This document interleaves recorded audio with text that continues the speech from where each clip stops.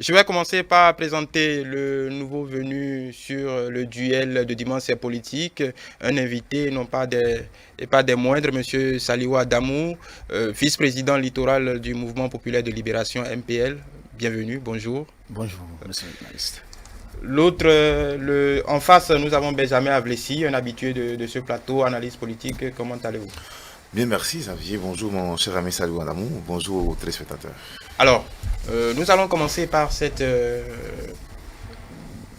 lettre, on va dire. On va le dire comme ça, cette lettre, cette adresse faite au président français pour dépeindre la situation, pour dépeindre un Bénin on va pas dire bien particulier. En tout cas, on a eu vent de cette lettre adressée au président français.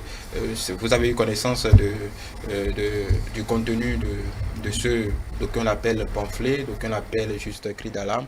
Qu'est-ce que vous en pensez? Ce que vous avez vu de cette lettre, est-ce que ça décrit pour vous, ça colle pour vous à une certaine réalité de ce que vous vivez, puisque vous êtes ici, les autres sont... Voilà. Merci beaucoup, monsieur le journaliste. Et d'entrée, je tiens à remercier les téléspectateurs, à remercier chacun de nous sur ce plateau. Et par rapport à votre question, vous venez d'utiliser un mot ou un verbe, dépeindre. Moi, je ne pense pas que ce verbe ou ce mot soit approprié par rapport à votre question. Ils ont essayé quand même de faire un certain nombre d'analyses que chacun de nous essaie de faire chaque jour que Dieu fait afin d'apporter un tant soit peu des essais de solutions par rapport à la situation que nous vivons dans le pays actuellement.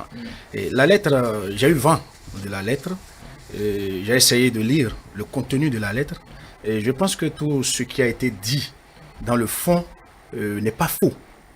N'est pas faux. C'est vrai qu'ils ne vivent pas sur le territoire national. Ils sont en griffe des exilés politiques. Et nous qui vivons bien évidemment dans le pays, nous remarquons davantage un certain nombre de choses qui ne vont pas et qu'il faille réellement apporter des solutions comme je l'ai dit tantôt. Donc nous qui sommes sur place dans le pays, nous ne pouvons qu'encourager cette lettre.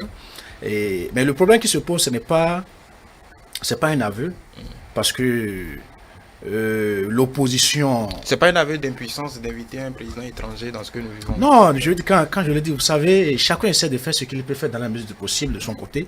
Chacun apporte son expertise en fait. Et nous essayons de faire ce que nous pouvons. Et aussi de leur côté, ils essaient de faire ce qu'ils peuvent dans la mesure du possible.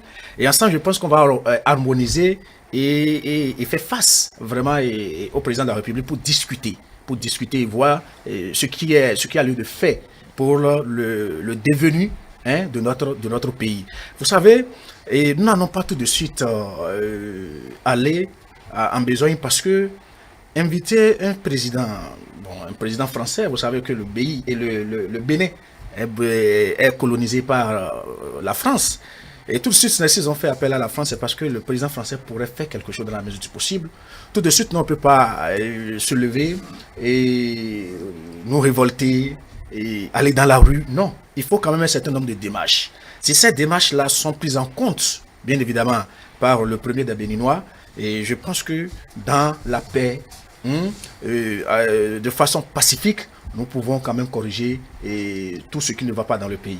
Maintenant, si ces démarches-là n'aboutissent pas, je pense que nous pouvons trouver une autre alternative pour quand même faire appel au président de la République afin que vraiment la démocratie puisse être restaurée surtout et que les fondamentaux des acquis de la confiance nationale puissent être restaurés.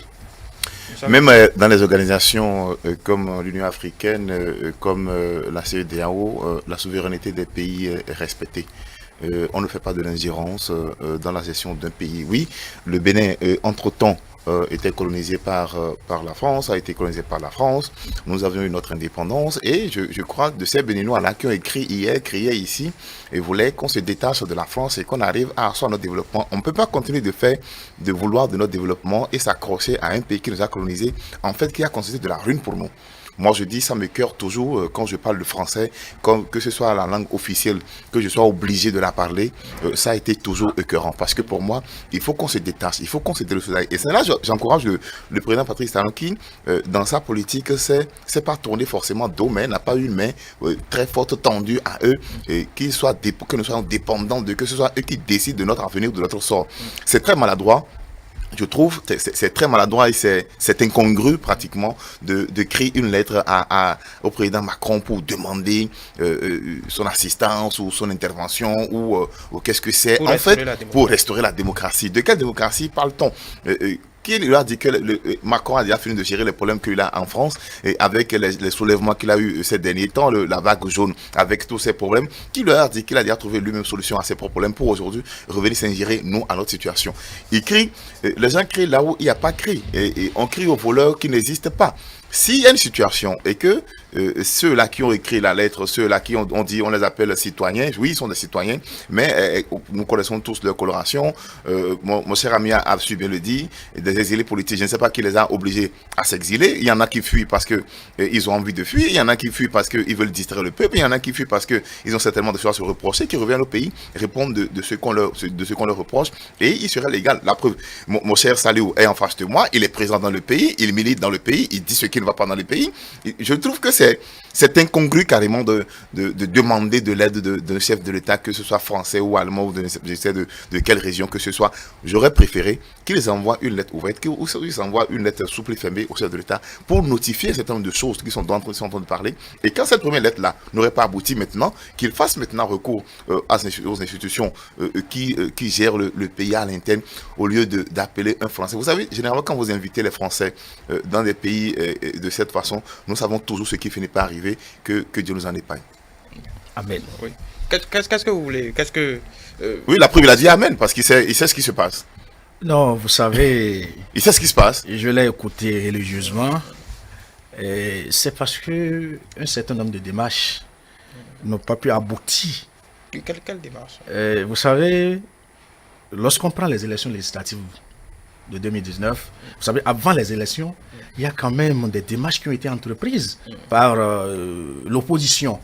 Et que ces démarches n'ont pas pu aboutir. Il y a des rencontres qui avaient lieu avec le chef de l'État. Il a apporté ce qu'il peut apporter comme contribution, mais malheureusement, ça n'a pas abouti. Le chef de l'État, devant les médias, devant le peuple béninois, devant le monde entier, a dit qu'il est prêt à porter ce chapeau d'exclusion. Il a été clair devant les médias.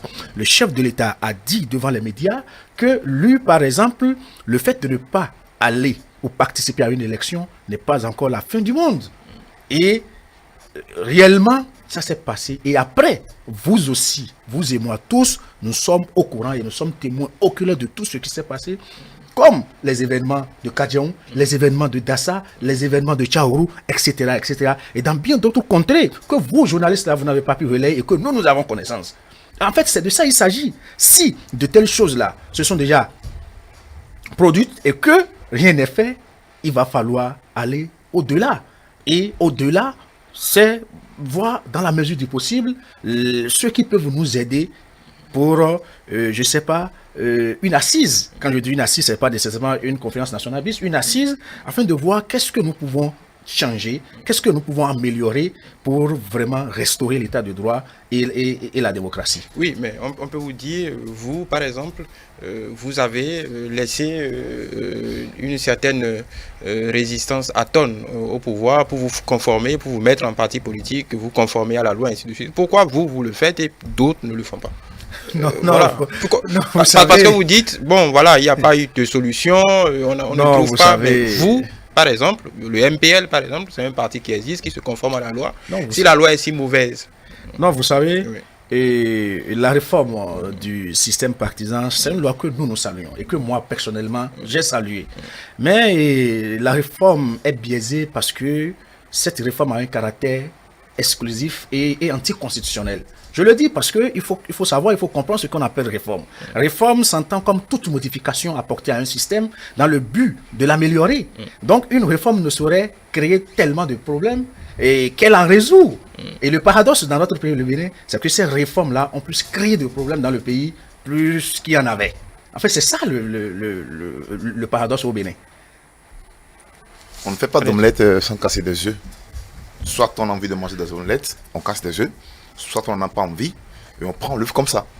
Si nous décidons de faire des réformes, c'est que ça va susciter forcément des mécontentements. Parce qu'en fait, pendant longtemps, nous avions végété dans de mauvais comportements, dans des sagesses qui n'existent pas, qui ont constitué pour nous des valeurs à rejeter, mais que nous avions appropriées comme étant des principes. Et dès que quelqu'un vient dire, il faut que ça s'arrête, ça ne serait jamais facile. Le système partisan, la preuve, je suis d'accord avec mon cher ami. Moi, je le trouve pas comme un opposant. Je le trouve comme un modéré. Il n'est pas un extrémiste. Les opposants, c'est parce que dans ce pays, les gens ne savent pas se constituer. Ils ne savent pas porter leur chapeau. Ils ne savent pas se considérer. Parce que ils ont envie de quoi, je ne sais. On a eu des anciens chefs d'État ici dans ce pays, qui ont existé dans ce pays. J'aurais été à leur place, une fois mon mandat fini, je me lave de toute histoire politique, je confie les partis politiques aux gens, je deviens maintenant un sage pour mon pays, je deviens maintenant un laboratoire, une bibliothèque que les gens viendront consulter, et de ce par-là, je ferai donc des propositions à un chef d'État qui qu'il soit.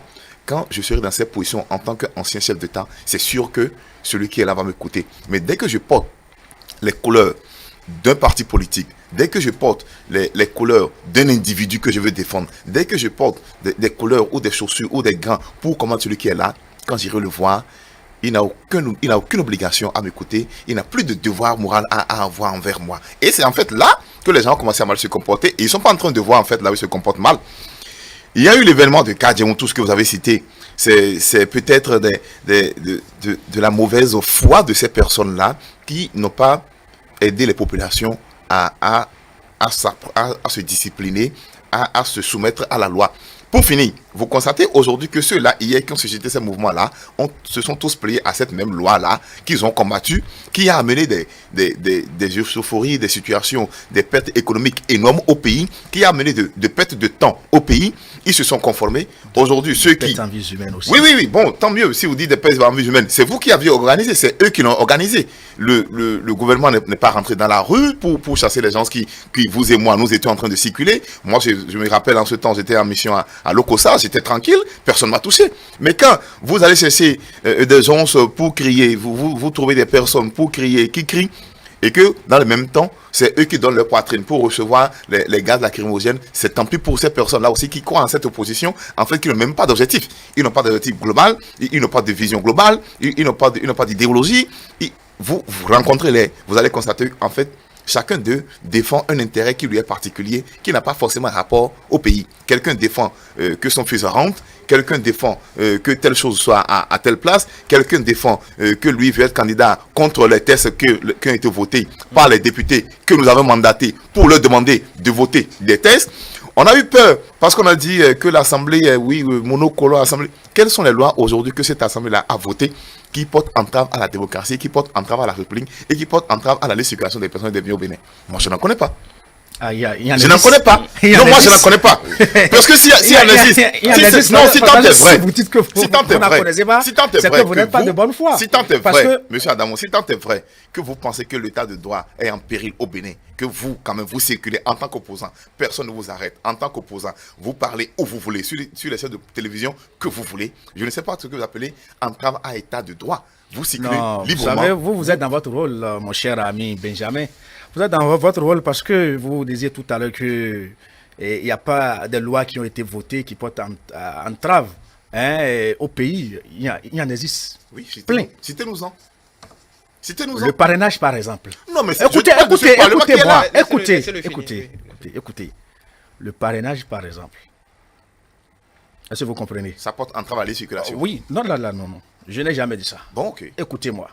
Nous sommes dans un domaine donné, dans un domaine politique, purement politique. Et le chef de l'État a toujours dit qu'il fera des réformes politiques. Pourquoi? Parce que pour renforcer les partis politiques et non pour renforcer une fraction du peuple. Vous savez que la souveraineté nationale appartient au peuple, qu'on fait article 3 de notre constitution, que la souveraineté nationale appartient au peuple, et aucune fraction du peuple, et aucune communauté, et aucune corporation, et aucun parti politique ou association politique, ou aucune organisation syndicale, ou un individu ne saurait en attribuer l'exercice. Vous le savez mieux que moi. Et aujourd'hui, nous n'avons qu'une seule fraction du peuple, en fait, qui est là et qui gère tout ce qu'il veut dans la mesure du possible, au détriment, en fait, du peuple, du vrai peuple. Lorsque vous dites qu'il n'y a pas de lois qui ont été votées à l'Assemblée nationale et qui portent entrave à la République, c'est grave parce que s'il n'y avait pas ces lois qui avaient porté entrave à la République, il n'y aura pas ce dialogue politique qu'a initié le chef de l'État. C'est parce que le chef de l'État a constaté que c'est des lois chrysogènes, c'est des lois bidon entre griffes et qu'il faut nécessairement apporter des solutions. Et pourquoi ces réformes? C'est des réformes exclusives. Si ces réformes étaient inclusives, comme des réformes qui ont été faites en décembre 90 de notre constitution et que la constitution a duré jusqu'à aujourd'hui, c'est parce qu'il y avait eu des réformes inclusives et non des réformes exclusives. C'est parce que la réforme elle est exclusive que nous avons connu des élections législatives dans ce pays, des élections meurtrières du jamais vu dans notre pays.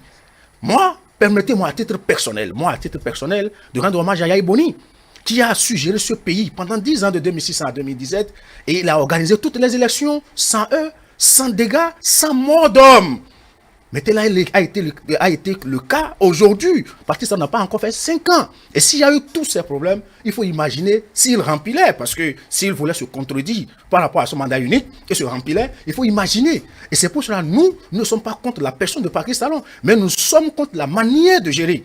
La manière de gérer, parce qu'il est en train de nous gérer, nous tous, chers amis. Et c'est pour cela que nous disons que pour avoir une loi, et que cette loi, vous savez, qu'elle doit être appliquée à tout le monde, il faut quand même s'asseoir, réunir tout le monde et chacun apporte son expertise et ensemble qu'on puisse dire ça c'est bien et ça va durer dans le temps. Toutes les lois qui sont votées actuellement, vous allez voir que c'est des lois qui ne durent pas dans le temps, la belle preuve. Il y a une loi interprétative qui est survenue au moment où il fallait installer les maires. C'est parce qu'ils avaient voté des lois, par exemple sur le parrainage, et que le maire doit parrainer un candidat. Et le maire, lui, souvent, il dit, par exemple, je peux avoir un certain nombre de millions chez tel candidat et le parrainer. C'est pour cela que ça a été très difficile d'installer les maires. Et on a été obligé de désigner les maires. Donc, il y a une partie des maires désignés et une partie des maires élus. Or, dans la loi, sur le parrainage, on nous parle des élus, on ne nous a pas parlé des désignés. Et comment cette loi sera appliquée maintenant? On nous parle des élus, on nous a pas parlé des désignés. Or, dans les maires, il y a des désignés. Donc cela voudra dire que les conseillers communaux sont plus élus même que ces maires qui sont désignés. Et c'est là le paradoxe, c'est là le problème qu'il faut ensemble reconnaître qu'il y a de la faille et qu'il faut apporter ensemble une solution. Parce que vous savez, personne n'a la science infuse. Il faut accepter que l'autre apporte son expertise et ensemble qu'on fasse quelque chose de bon. Vous dites tout à l'heure que vous ne me lisez pas dans la peau d'un opposant. Moi, je suis opposé à quoi? Je suis opposé à la gouvernance de Patrice Talon. Et le mouvement populaire de libération. Non. J'ai dit que vous n'êtes pas un extrémiste. Vous savez, vous pensez qu'être opposant, c'est être radical. Être un opposant, c'est de sortir des propos guerroyants. Être un opposant, non, ce n'est pas ça. Nous, vous savez, ce qu'il faut comprendre est quoi? Nous, notre silence, ce n'est pas par peur et ce n'est pas du défaitisme non plus. C'est une question de responsabilité pour nous. Et cette responsabilité, nous l'avons prise, raison pour laquelle on a essayé de mettre ensemble les jeunes, les femmes, parce que ce sont les couches les plus défavorisées, les couches les plus faibles de notre pays. On a essayé de les mettre dans un cadre légal, qu'est le MPL, le Mouvement populaire de libération, pour apporter notre expertise. Maintenant, ça ne reste que la responsabilité des autres, du gouvernement et son chef, de certaines ou bien de toutes les institutions que nous avons, ça reste leur responsabilité maintenant, afin qu'ensemble, on puisse vraiment avoir un devenir meilleur pour ce pays. C'est ce que nous disons, c'est ce que nous apportons. Donc il ne faut pas voir nécessairement un opposant comme un guerrier, il ne faut pas voir nécessairement un opposant comme quelqu'un qui est un résistant. Résistant aussi c'est mieux. Écoutez, résister aussi c'est mieux. Résister c'est mieux parce que lorsque la personne ne veut pas céder, Patrice Talon est là au nom du peuple béninois, il n'est pas là au nom de ceux qui l'entourent. Parce que c'est ce qu'il doit comprendre. Il y a certains communicants autour de lui qui se nourrissent de la démagogie, même s'il faut brûler le pays. Et c'est ça, en fait, que le président Patrice Talon doit éviter. Et c'est ça qu'aujourd'hui, nous l'appelons à faire beaucoup attention et accepter ce que nous, opposants, nous disons. Nous, les jeunes, nous disons pour que ce pays puisse retrouver ses lettres de noblesse. Vous savez, c'est comme on a l'habitude de le dire chez moi, dans mon jargon. Vous savez que j'aime parler le mari pour exprimer un certain nombre de choses. À Soukoukou et Rwanda, ça dit. Bon, on n'est pas tous oui, je vais vous expliquer, ne vous inquiétez pas. Oui. C'est pour dire que c'est une femme, ou généralement les femmes n'apprécient le mari qu'après son décès. C'est-à-dire pour dire, il est bon, il est formidable, il est fantastique, il est merveilleux. Bon, ça au moins, et puis, c'est ce qui est d'habitude. Bon, on apprécie souvent les décès. Quand je dis le décès, c'est une caricature. C'est après votre départ que les gens trouveront que vous êtes bon, en fait, que vous avez apporté beaucoup au pays. Aujourd'hui, c'est bien qu'on trouve déjà que Yaya Boni a fait des efforts. Et hier, pourtant, Yaya Boni était combattu par des personnes. Yaya Boni a fini Yaya Boni était combattu par des personnes. Les gens n'applaudissaient pas Yaya Boni. Tout le monde n'applaudissait pas Yaya Boni. Les gens allaient de toutes les manières, de toutes les façons pour montrer les limites de sa gouvernance. Moi, par exemple, je n'ai jamais applaudi pour Yaya Boni. Je n'ai jamais voté Yaya Boni. Moi, je le dis. Ainsi que moi. À qui veut l'entendre. Ainsi que moi. Donc, et pourtant, ça ne m'a pas empêché de reconnaître ce qu'il faisait de bien et de dire ce qu'il faisait de mal. D'accord? Comme me disent aujourd'hui que les maires ont été nommés. Je ne sais pas la différence que les gens font entre une nomination qui est une désignation simple et une élection qui fait partie d'un consensus où il peut y avoir un seul candidat et l'intéressé peut être élu par acclamation ou par unanimité de ses pairs. Vous désignez quelqu'un, ce n'est pas possible de désigner un maire parce qu'avant qu'il ne soit maire, il a été élu d'abord conseiller. Il a fait la campagne, il a été élu conseiller. Puisqu'il a été élu conseiller, il n'a pas été désigné conseiller. Et que vous pensez que une fois maire, il faut être désigné, une fois conseiller, il faut être désigné maintenant maire. Je trouve que vous voulez passer un message qui n'est pas clair au vu même de la population. Non, du tout pas. Ce serait mieux. Ce serait mieux de trouver. Ouvrez le débat. Ce serait mieux de trouver le langage clair que vous voulez exploiter pour donner l'information que vous voulez dire. Moi, des maires désignés, j'en connais pas. En fait, vous savez, là, c'est grave. Pendant longtemps au Bénin, on a été habitué à une magouille. On a été habitué à une politique, à une fausseté de politique qui tourne autour d'une ruse et puis de l'argent qui circule. C'est-à-dire, vous avez la majorité des conseillers dans une commune, mais vous restez tranquille et vous faites arracher la mairie par quelqu'un. Je prends une mairie qui a 14 conseillers, par exemple, je dis juste ça pour montrer ce que je dis. Vous avez 9 conseillers, mais vous laissez arracher la mairie par celui qui a 5 conseillers, parce que simplement, il est passé dans votre dos. Et comme les 9 conseillers que vous avez, vous êtes battus pour qu'ils soient élus, sont des affamés et qui n'ont aucune conviction et qui n'ont aucune moralité, ils se laissent acheter par de l'argent pour voter à celui qui a 5 conseillers. Et du coup, vous qui avez la majorité, vous perdez la mairie. Est-ce que ça, vous appelez ça? Quel est le même cas aujourd'hui avec est-ce que ça c'est normal? Parce que lorsqu'on prend l'exemple de l'OM Plateau, c'est le PRD. Laissez-moi. Allons au cas pour cas. Allons au cas pour cas. Il n'y a pas. Je ne connais pas de mairie où un parti, que ce soit FCBE, que ce soit qu'on appelle le bloc républicain ou le bloc progressiste, qu'ils aient eu la majorité et que le maire soit octroyé à un autre parti. Maintenant, sur cette loi-là, vous parlez du PRD. Le président Ngwedi était Je n'ai pas encore parlé du PRD. Oui, je viens. Le président vous n'en savez pas ce que je voulais dire. Le président Ngwedi était au pêchoir quand cette loi a été votée. On en dit, vous pouvez avoir un seul conseiller, vous pouvez avoir 20 conseillers, mais tant que vous n'aurez pas 10%, vous ne pouvez pas avoir la mairie. En fait, les lois sont claires. Non, c'est pas ça. Les lois, excusez-moi. Non. Les lois une sont rectification, claires. Une rectification. Cette loi a été votée au temps du président de l'Assemblée qui est là. Les 10% concernant les communales. Je parle le président de l'Assemblée. Le président Vlavonou. C'est au niveau des 10% au niveau des législatives que ça a été voté. Quand est-ce que l'honorable Guizot a dit au président Ngwedi que c'est un piège qu'on est en train de lui tendre? Quand est-ce que... c'est ça, je vous dis, c'est lorsqu'on parlait des 10% au niveau de la circonscription électorale pour les législatives. Mais pour les communales, c'est sous Vlavonou. Moi, je vous informe. Je peux continuer? Allez-y. Très bien. On dit, si vous n'avez pas 10%, vous ne pouvez pas avoir. Ça veut dire, on vous a donné le choix de vous fondre dans un parti pour avoir plus de force, pour avoir plus de couverture sur le territoire. Un parti politique ne se ferme pas dans un département ou dans 2 ou 3 départements.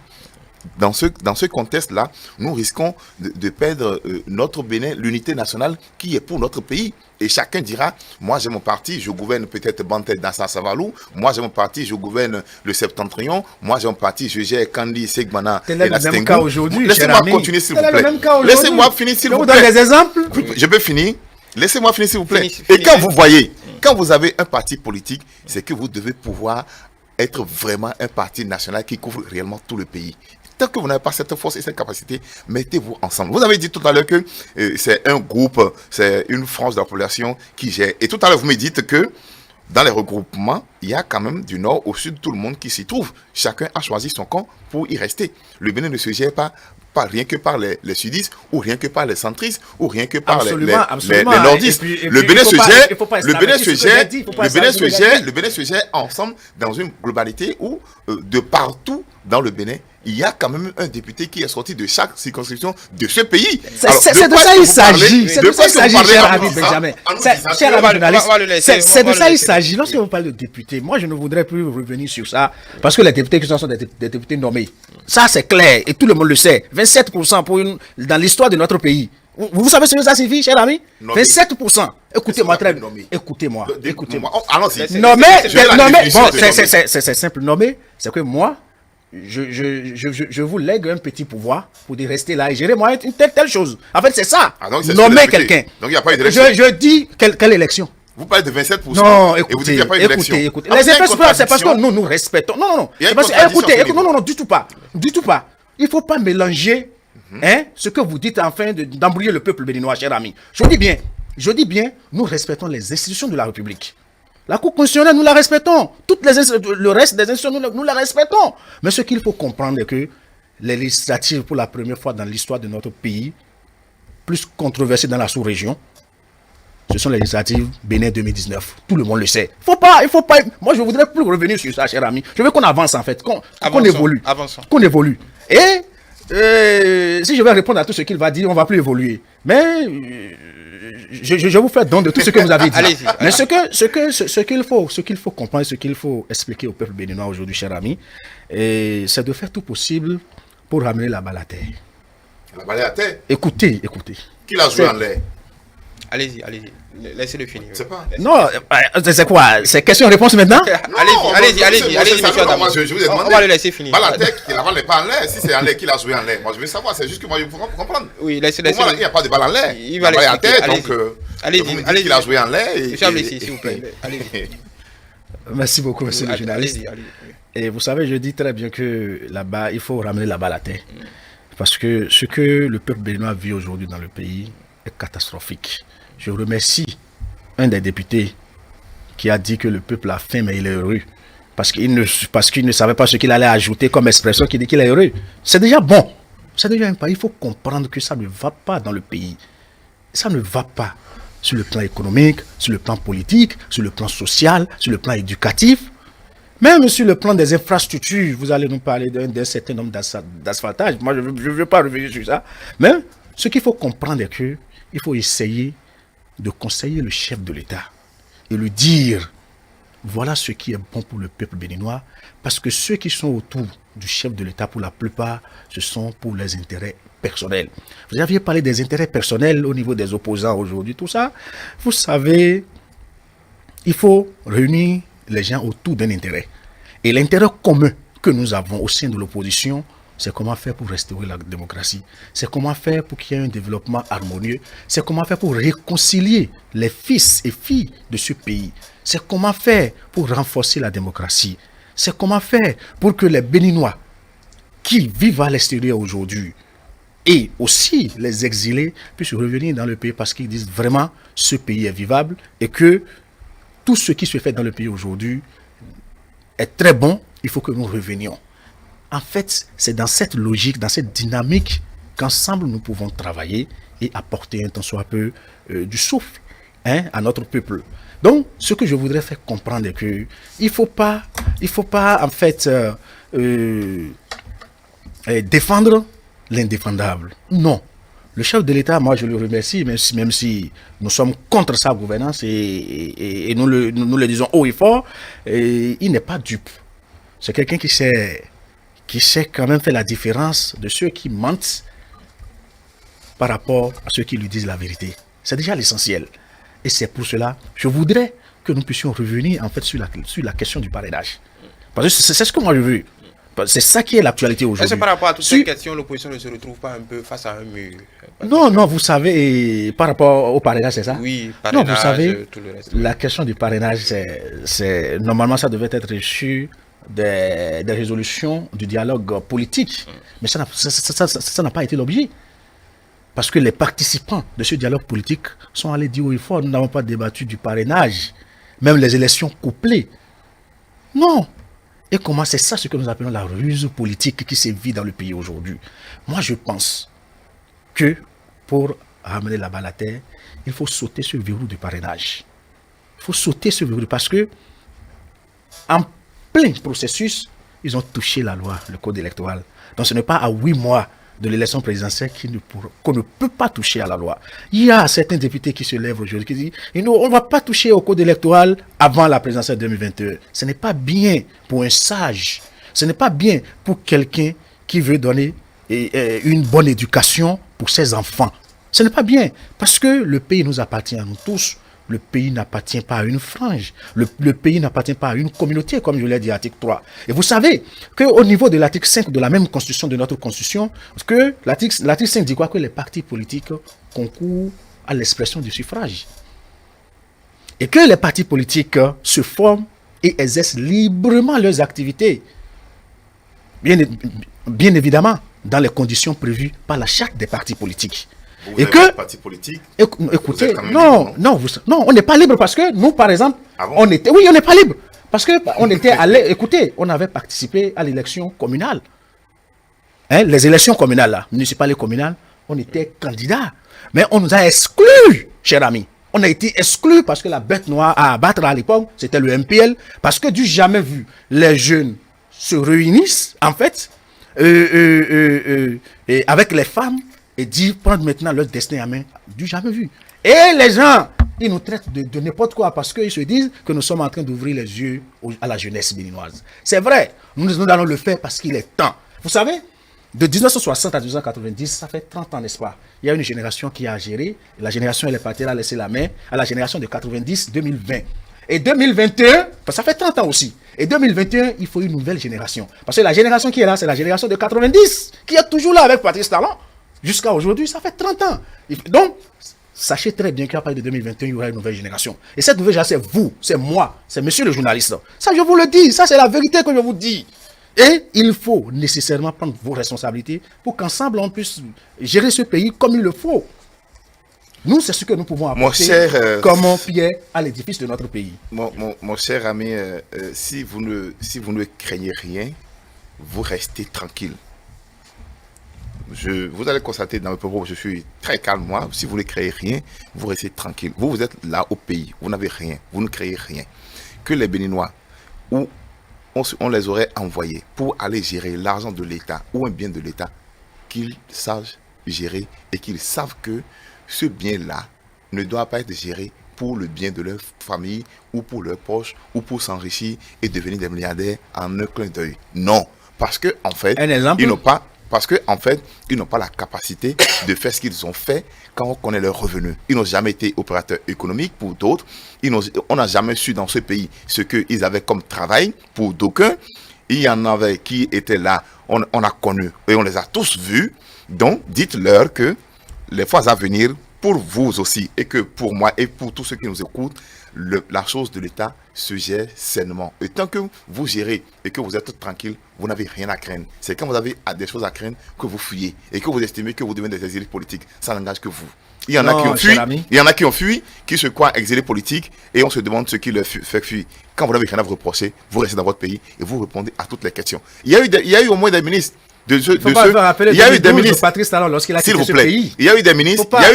Il y a eu des ministres. Laissez-moi, s'il vous plaît. Il y a eu des ministres qui ont géré, ou tout au moins un qui a géré, et pourtant qui est au pays jusqu'à aujourd'hui, où personne ne lui dit rien. Parce que ces ministres sont des députés aujourd'hui. Je dis, ils sont pas députés. Ils sont avec le régime. Lorsque nous sommes dans un pays où, vous vivez tranquillement, naturellement. Mais lorsque vous êtes contre le régime, même on vous colle même des problèmes. La CRIET a été créée spécialement pour les opposants. Vous dites quoi, cher ami? Vous le savez mieux que moi. Moi, je voudrais qu'avec l'honnêteté intellectuelle, vous puissiez dire les choses telles qu'elles sont. Laissez-le finir. L'honorable candidat Zanaï, il n'est pas dans le gouvernement, il n'est pas député à l'Assemblée, et pourtant, il peut aller et revenir tranquillement au Bénin. Personne ne lui dit rien. Parce qu'en fait, il a fait ce qu'il peut là où il a été. Que les autres aussi fassent ainsi. On ne peut pas être ministre et sortir 50 millions chaque fois quand on a envie d'aller chez soi. Et ça, je ne cite pas de nom, mais de qui je parle, il sait que je parle de lui. Allons plus loin. Peut-être au moins, vous allez apporter les preuves. Oui, je le dis. Je le dis.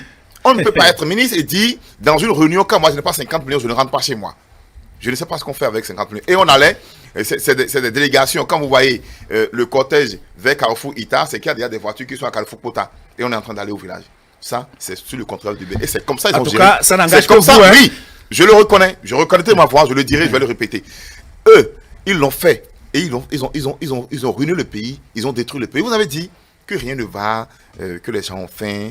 C'est normal que les gens pensent qu'ils ont faim. Mais je veux dire, il y a une différence entre celui qui a faim et celui qui a envie de manger. Celui qui a faim ne peut pas ouvrir la bouche et dire j'ai faim. Toutes les fois vous et moi nous disons j'ai faim, c'est parce que nous sentons de creux dans notre ventre et qu'on a envie de manger. On n'a pas faim. Le Benoît n'a pas faim. Cher ami, le Benoît n'a pas faim. Cela prouve que laissez-moi continuer s'il vous plaît. Le Benoît n'a pas faim. Cela prouve que vous n'allez pas vers la population et vivre davantage ce que sa population fait. S'il vous plaît, monsieur Alamou. Non, je suis désolé. Le Benoît n'a pas faim. Quand vous parlez de la faim et que les gens ont faim, c'est de l'insulte à notre pays. Nous n'avons pas faim. Ne commandons pas à manger. Ne sommes pas en train de mourir de faim au Bénin. Ne vivons pas comme d'autres pays dont on ne va pas citer le nom en exemple. Non. Donc, reconnaissez que cette situation dont vous parlez aujourd'hui est conséquent de quoi? Conséquent de l'anarchie qui avait et qui a été supprimée. Les gens gagnaient de l'argent illicitement. Ils gagnaient de l'argent, ils gagnaient beaucoup d'argent et on ne sait pas ce qu'ils font. Tu ne sais pas ce que le type fait comme travail. Je ne sais pas, il est fonctionnaire d'État, il est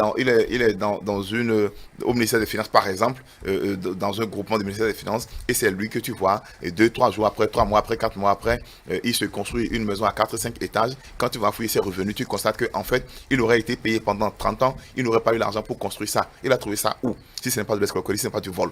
En fait, c'est ces vannes-là de la magouille qui a été fermée, qui font restituer maintenant. Suivez-moi s'il vous plaît, qui font que au profit, qui font s'il vous plaît, ceux qui nous gèrent aujourd'hui. C'est vous qui le dites, moi qui le dis, qui font que vous pensez que les gens vivent mal. Moi j'ai connu des amis sur des packs qui te disent ah vraiment, et quand on vient ici et quand ils te disent les frais, c'est-à-dire ceux qui constituent leurs revenus dans leur poche, tu constates que c'est des frais qui n'ont aucun sens, c'est des faux frais. Les gens amènent des titans au port et ils déclarent que le titan est sorti depuis 48 heures, depuis une semaine, et le titan est toujours garé là. Parce que un patron veut toujours faire de la magouille pour qu'on ne paye pas exactement le prix qu'on doit payer pour le chargement là. Et il faut donc faire de ces magouilles là. Et il faut, en faisant ça, vous avez l'enveloppe qui reste, ou l'enveloppe au moins de ce qui reste, une part de l'enveloppe de ce qui reste, et vous l'avez avec vous. Vous voulez faire le passeport. Vous allez par exemple à l'immigration, les policiers vont s'allier et vous dire quand vous ne remettez pas 50 000 ou 60 000, et vous ne pouvez pas, c'est à 40 000. Aujourd'hui, quand vous déposez votre passeport, c'est 72 heures, vous l'aviez.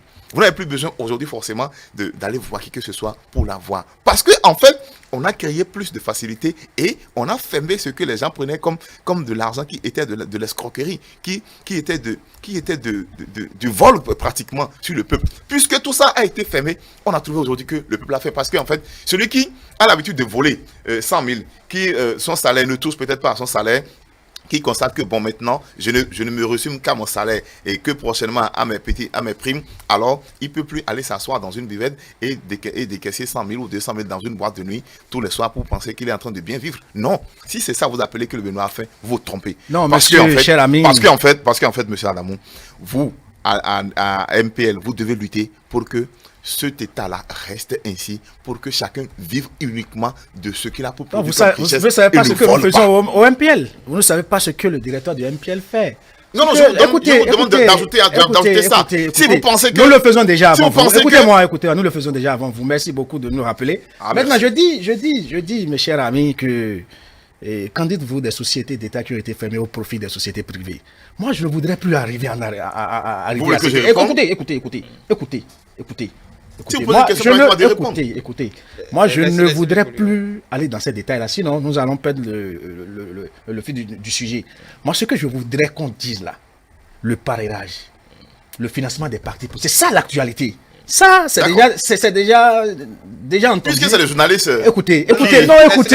Ça, c'est déjà entendu. Nous l'avions entendu plusieurs fois. On a essayé de faire ce qu'on peut, mais ça n'a pas marché. On essaie de crier, on essaie d'écrire, on essaie de faire tout ce qu'on peut, ça n'a pas marché. Moi, je ne voudrais pas aller dedans. Moi, je voudrais. Qu'est-ce qu'il en est du parrainage? Le financement des partis, qu'est-ce qu'il en est? L'actualité, c'est ça, en fait, moi, mon sujet. Oui.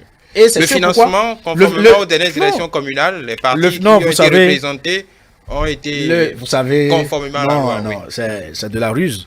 Parce que ces financements auraient mieux être déjà débloqués avant les communales. Mais ils vont se voir en flagrant délit parce qu'il n'y a que 2 partis appartenant au chef de l'État qui sont là.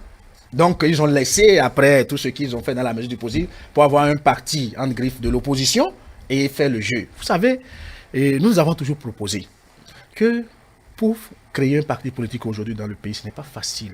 C'est de l'argent, nous sortons. Avoir du siège, les charges du parti, ce n'est pas facile.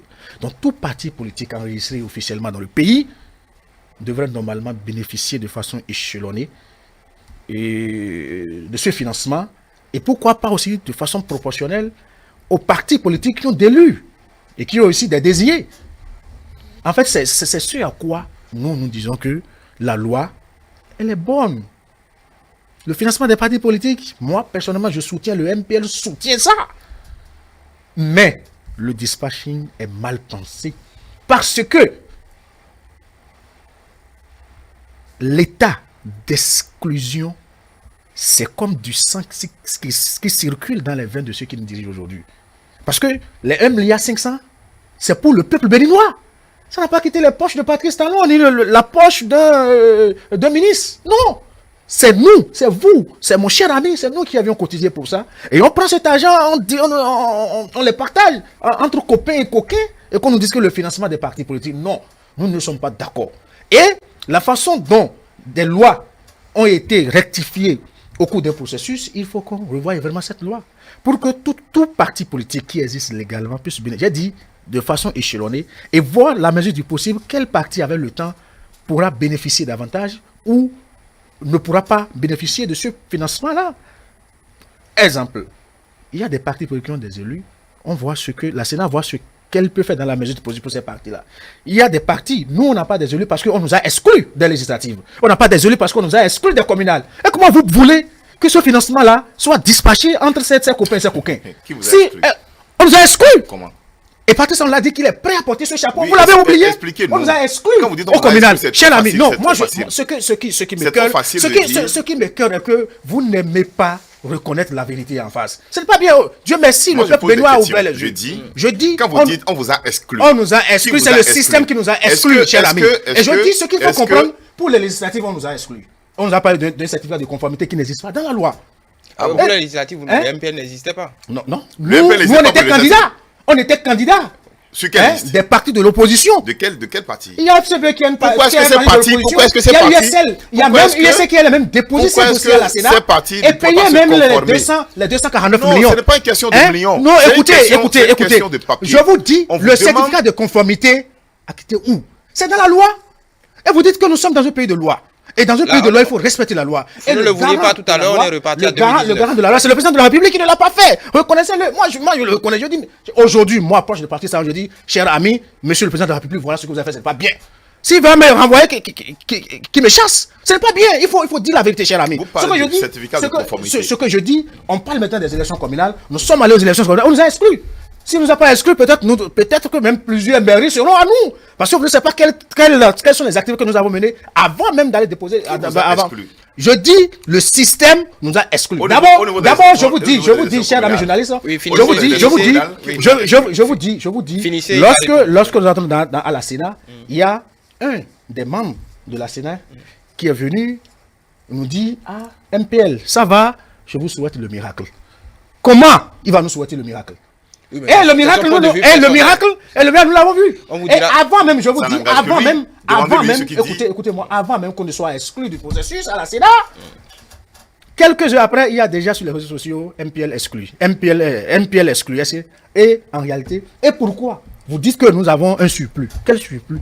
Vous avez fait un faux comptage et nous avions demandé de recompter les dossiers. Vous aviez dit non. Et on était en train d'échanger, de discuter pour que les choses soient revues, soient recomptées. En même temps, on nous amène notre certificat de refus. Ça veut dire quoi ça? Et on a fait toutes nos possibilités. On est allé à la Cour suprême. Les représentants de la Sénat n'ont pas pu démontrer par A plus B que nous avons tort. Mais la Cour suprême nous a déboutés au Sénat parce que l'objectif c'était d'abattre la bête noire qui est MPL. C'est la jeunesse, c'est les femmes, c'est vos amis, c'est vos camarades, chers amis. En fait, c'est ça. Maintenant, vous nous avez exclus, vous nous avez exclus. Et maintenant, notre argent, vous voulez partager entre copains et coquins. Ce n'est pas bien. Et c'est pourquoi nous nous proposons, quand nous critiquons, nous proposons que cette loi soit revue et qu'ensemble, je pense qu'il y a 13 partis politiques enregistrés officiellement. Peut-être il y a un 14e parti politique qui est en cours. Les démocrates, moi je voudrais bien qu'on leur donne leur récépissé. Qu'on leur donne leur récépissé, qu'on n'aille pas dans la maison de leurs membres et aller demander comment tu as déposé ci, comment tu as fait. Ce n'est pas bien. Ce n'est pas bien, ça ne revient pas de faire quelque chose. Les démocrates, c'est des amis comme nous, ils sont de l'opposition comme nous. Ensemble, on va faire le travail. Ce que nous voulons, il faut leur remettre leur récépissé selon la loi parce que c'est un droit. Ils ne vont pas commander le récépissé, c'est un droit. Il faut le leur remettre et ensemble. Maintenant, si on était allé aux élections législatives et qu'on n'a pas eu d'élus, on était allé aux élections qu'on n'a pas eu d'élus, il n'y a pas de problème. Les 1 500 000 peuvent être partagés entre eux. Mais tel n'est pas le cas et vous voulez défendre quoi, cher ami Benjamin? Très bien. Vous n'avez pas été capable de construire votre dossier pour être candidat. Ça veut dire quoi? Non, du tout pas. Vous n'êtes pas à la Sénat et vous n'êtes pas dans le directoire du MPL. Donc il ne peut pas me dire qu'on n'a pas été capable de construire notre dossier. Il n'est pas avec le MPL. Laissez-le continuer. Et il n'est pas à la Sénat. Non, moi je ne peux pas accepter qu'on jette de l'opprobre sur un parti digne comme le MPL. On va le laisser continuer. Laissez-le finir. Vous avez votre temps de parole. Et vous allez accepter ça? Vous allez répondre, vous aurez l'occasion de répondre. Laissez-le finir. Oui. Faites donc juste appel à votre incapacité à consulter les dossiers pour les déposer. Tant que vous n'allez pas faire ça et que vous allez passer du temps à accuser les autres, vous ne verrez jamais ce que vous avez mal fait pour corriger. Ça, c'est un conseil. C'est une parenthèse. Non, c'est juste un alibi, c'est pas un conseil, c'est juste un alibi. Et tous les gens du régime ont entendu chanter. Ce n'est pas grave, vous continuez. Mais sachez que la route tourne. Sachez que la route tourne. Monsieur Adamou, écoutez-moi. Chacun a son tour de parole. Vous aurez le temps de rebondir. Allez-y. Merci. Donc, j'ai dit, c'est une parenthèse que j'ai ouverte et que j'ai fermée. Vous parlez de 1,5 milliard. Vous voulez qu'on crée une nouvelle fonction aux gens, qu'ils aillent créer des partis politiques, et puisque les gens estiment qu'ils ont faim et que les mauvais comportements qu'ils avaient ont été détruits et supprimés, il faut maintenant qu'ils se grèvent sous le dos de l'État pour bénéficier de l'argent de l'État parce qu'on est parti politique. Non. On n'est pas parti politique. Ceux qui sont bénéficiaires ne sont pas partis politiques. S'il vous plaît, je n'ai pas fini. Il ne suffit pas d'être parti politique pour bénéficier du financement des partis politiques. Il faut être parti politique et avoir des élus. Est-ce que vous nous avez permis d'avoir des élus? En fait, le problème est là, cher ami. Est-ce que vous nous avez permis d'avoir des élus? Laissez-le aller au bout. Vous allez répondre. Oui. Allez-y. Personne ne vous a empêché. C'est pour ça que j'ai dit, faites appel à votre capacité. Il y a des partis politiques. Exactement 5 minutes. Il y a des partis politiques. Vous allez répondre. Il y a des partis politiques qui ont pu quand même construire les dossiers et pour aller aux élections. Je prends la dame Claudine Prudentiaux de UDBN qui a pu construire ces dossiers. Qui est de la mouvance. Je dis, elle a pu construire ces dossiers pour aller aux élections. Personne ne lui a empêché d'aller aux élections. Parce qu'elle est de la mouvance. Le PRD a pris des dispositions. Le PRD a pris des dispositions pour aller aux élections. Vous avez dit ici que vous étiez FCBE et vous avez dit encore tout à l'heure. J'ai dit vous étiez. Non, j'ai jamais dit. J'ai dit que les partis comme FCBE et USL étaient des partis d'opposition qui devaient normalement déposer les dossiers. Mais c'est l'USL qui a déposé ces dossiers. C'est ce que j'ai dit. FCBE a été aux élections. Il ne faut pas me faire dire ce que je n'ai pas dit. Et ils ont eu le pourcentage qu'on leur a demandé. On ne peut pas continuer d'avoir... Dans quelles circonstances le FCBE est allé aux élections? On ne peut pas continuer d'avoir des partis politiques, excusez-moi, maigrichons ou... Vous n'avez pas de FCBE sans Yaïboni? Ou dépiécés. Moi, je ne parle pas... Écoutez, moi, je ne parle pas des têtes d'individus. Ça ne me concerne pas. Non, cher ami. Ceux-là qui ont parti aux élections, qui ont des élus, c'est à eux que doit être attribué ça pour permettre la vie de les partis politiques. Si vous voulez avoir des financements, il n'y a pas de problème. Battez-vous aux élections prochaines. On s'était battu. Non, c'est ce qui est grave. en vous battant, après avoir nous exclus, vous avez été ils nous incapable. disent encore, Vous avez été préparez-vous pour incapable. la prochaine fois. Vous avez Nous été sommes des incapable. enfants de la Vous avez République, vous été pensez? incapable. Non. Vous avez été incapable Il faut que Vous cette allez expression répondre. finisse. Oui, vous allez répondre. Oui, finissez. Vous Vous allez avez, été, répondre. vous avez été incapable de construire vos dossiers pour avoir des dossiers normaux pour déposer et vous dites Non, c'est vous qui étiez incapable. C'est vous qui étiez incapable quand même de faire ce qu'il faut faire pour que le peuple béninois puisse vous aimer. C'est parce que Moël Bénin est mouvance, c'est un parti de la mouvance, non, n'est-ce pas? Et pourtant, puisque les dossiers n'étaient pas. Non, c'est la ruse. Parce que d'abord eux. Vous savez tout ce que les gens. Vous allez demander à Jacques Ayadi. Allez demander à Jacques. S'il vous plaît, je finis. Vous avez fini. Allez demander à Jacques Ayadi si ça a été facile pour lui d'accepter cet échec-là. Il va vous dire ce qu'il a vécu dans son parti. En tout cas, il assume son choix. Il assume son choix. Et puis il n'a rien à dire. Si Jacques Ayadi était de l'opposition, ce qu'il va cracher, attention. Il allait cracher quoi? Non. Écoutez.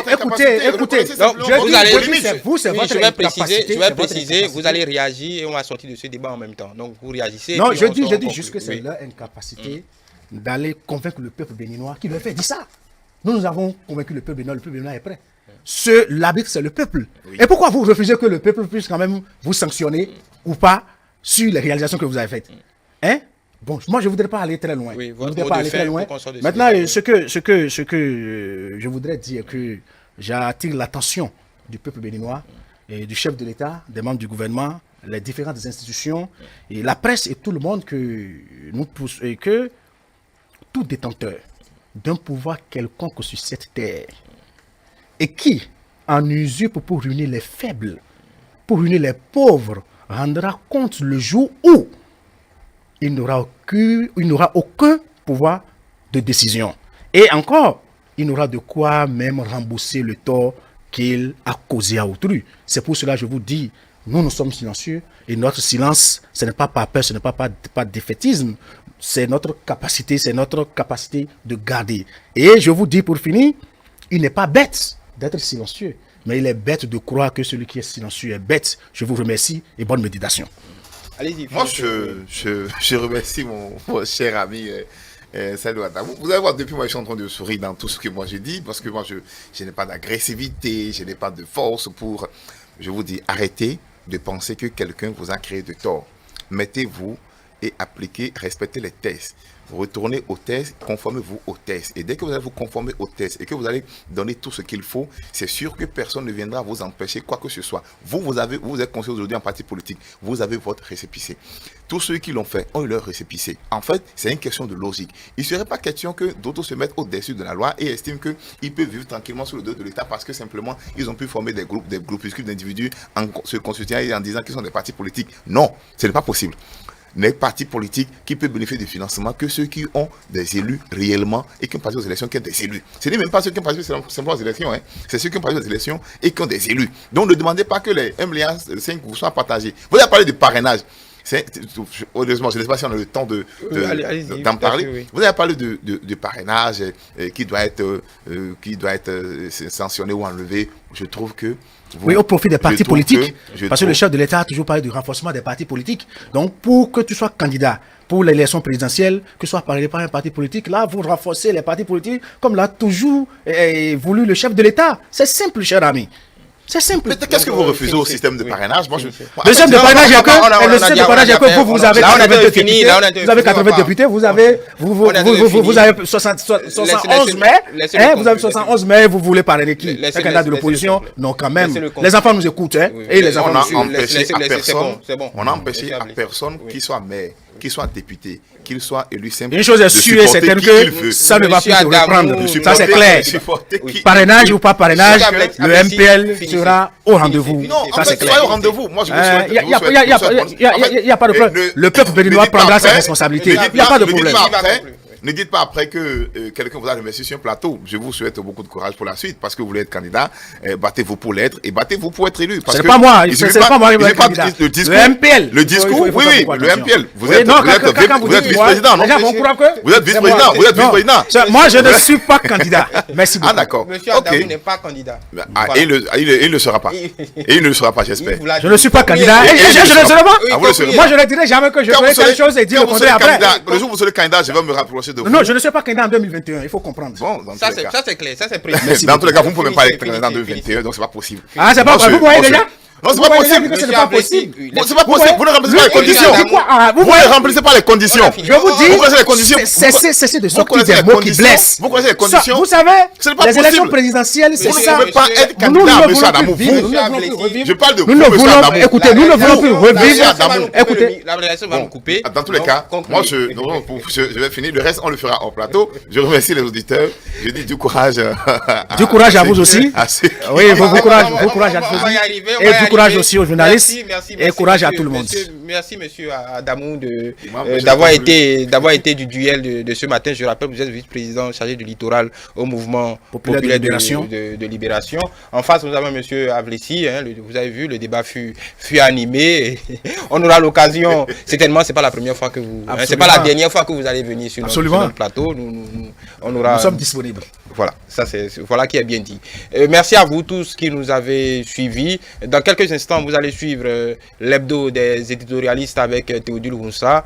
D'ici là, portez-vous bien et à dimanche prochain pour un autre duel.